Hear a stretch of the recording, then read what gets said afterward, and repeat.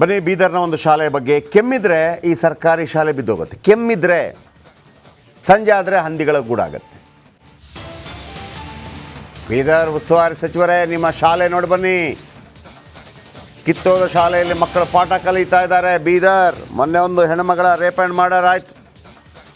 ಇದೀಗ ಶಾಲೆ. ನಿಮ್ಮನ್ನೆಲ್ಲ ಯಾಕೆ ಗೆಲ್ಲಿಸ್ತಾರೆ? ನೀವೆಲ್ಲ ಕೋಟಿ ಗಟ್ಟಲೆ ಮಾಡಿ ಇದಕ್ಕೊಂದು ವ್ಯವಸ್ಥೆ ಮಾಡೋಕ್ಕಾಗೋದಿಲ್ಲ. ಆಮೇಲೆ ನಾನು ಮಧು ಬಂಗಾರಪ್ಪ ಅವ್ರ ಜೊತೆ ಒಂದು ವಿಶೇಷ ಕಾರ್ಯಕ್ರಮ ಮಾಡಲಿಕ್ಕಿದೆ. ಅವರು ಭಾಳ ಉತ್ಸಾಹದಿಂದ ಬರ್ತಾ ಇದ್ದಾರೆ. ಅದನ್ನು ಸರ್ಕಾರಿ ಶಾಲೆಗಳನ್ನು ಯಾವ ರೀತಿ ಉಳಿಸಬೇಕು ಅಂತೇಳಿ. ನನಗೆ ಟೈಮ್ ಸಿಗ್ತಿಲ್ಲ, ಅವ್ರಿಗೂ ಟೈಮ್ ಸಿಗ್ತಿಲ್ಲ ಮೀಟ್ ಆಗೋದಕ್ಕೆ.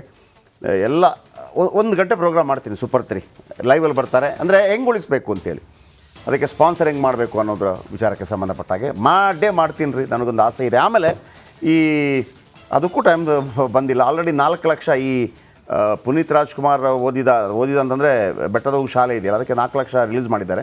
ಜೈ ಫೌಂಡೇಶನ್ ಅವರು ನನ್ನ ಬೆನ್ನ ಹಿಂದೆ ಬಿದ್ದಿದ್ದಾರೆ. ನನಗೆ ಅವರನ್ನು ಮೀಟ್ ಆಗಲಿಕ್ಕಾಗಿಲ್ಲ. ಸರ್, ಆ ಇಡೀ ಶಾಲೆ ಬಿಟ್ಕೊಡಿ, ಹೆಂಗೆ ಮಾಡಿಕೊಡ್ತೀವಿ ನೋಡಿ ಅಂತೇಳಿ ಅದನ್ನು ನಿಮ್ಮ ಮುಂದೆ ಇಡ್ತೀನಿ. ಮೊದಲಿಗೆ ಈ ಶಾಲೆ, ಇಲ್ಲಿಯ ಶಾಲೆ ಪ್ರಾಬ್ಲಮ್ ನೋಡೋಣ ಬನ್ನಿ.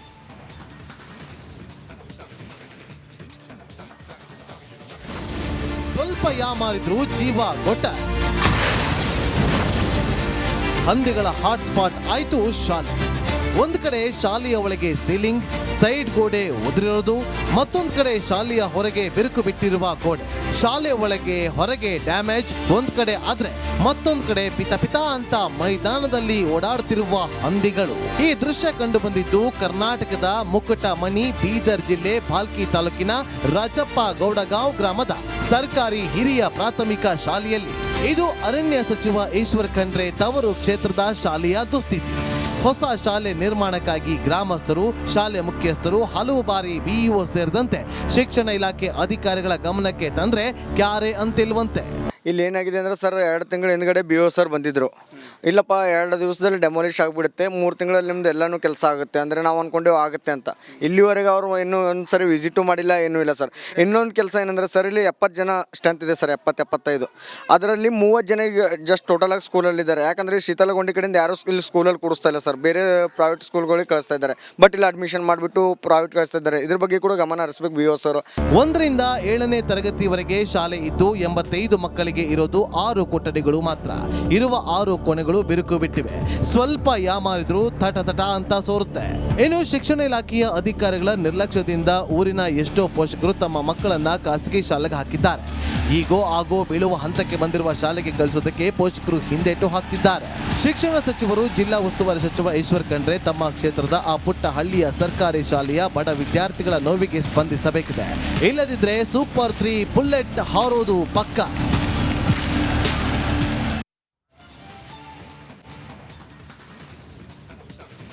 ಅಲ್ರಿ, ನಮ್ಮ ಕಣ್ಣೆದುರು ಕಾಣ್ತಾ ಇದ್ದಾರೆ. ಬಡವರು ಮಾತ್ರ ಶಾಲೆಗಳಿಗೆ ಹೋಗೋದೀಗ ಎನಿ ಟೈಮ್ ಬಿದ್ದೋಗ್ಬಿಡ್ಬೋದು. ಈ ನರಸತ್ತ ನಾಯಕರು ಒಮ್ಮೆ ಕೂತು ಆಲೋಚನೆ ಮಾಡೋದಿಲ್ವ? ಈ ಶಾಲೆಗಳ ಬಗ್ಗೆ ಏನಾದರೂ ಒಂದು ಮಾಡೋಣ ಅಂತೇಳಿ. ಅವ್ರಿಗೆ ಬೇಡ.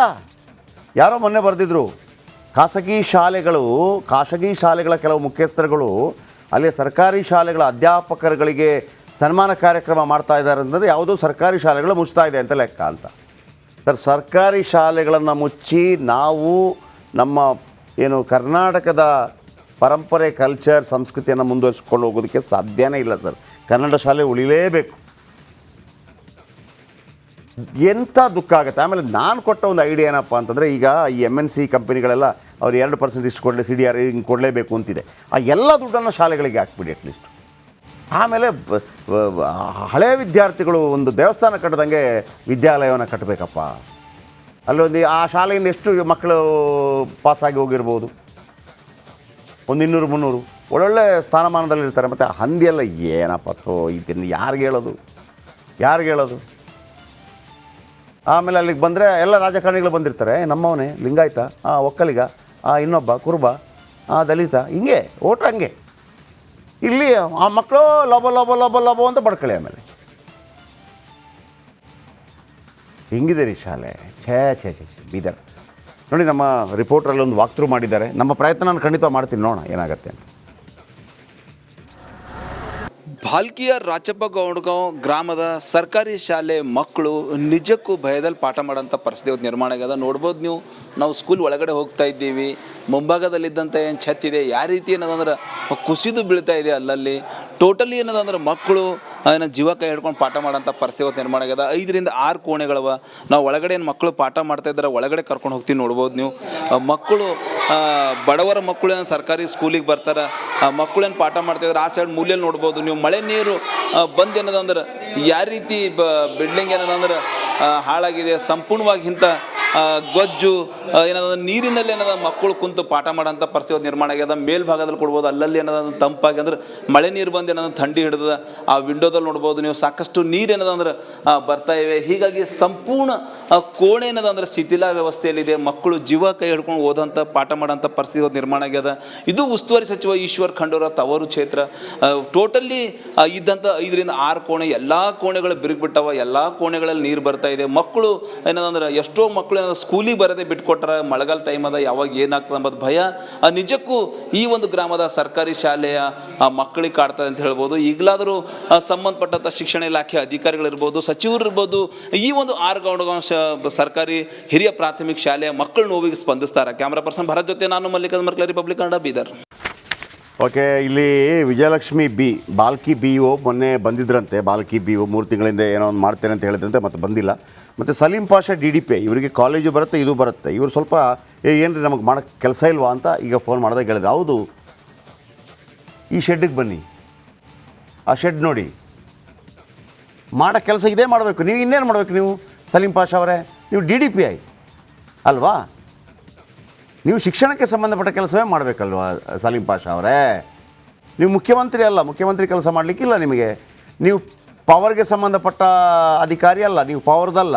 ಕಂದಾಯ ಇಲಾಖೆಗೆ ಸಂಬಂಧಪಟ್ಟವರಲ್ಲ, ನೀವು PDO ಅಲ್ಲ, ನೀರಾವರಿ ಇಲಾಖೆಗೆ ಸಂಬಂಧಪಟ್ಟವರಲ್ಲ.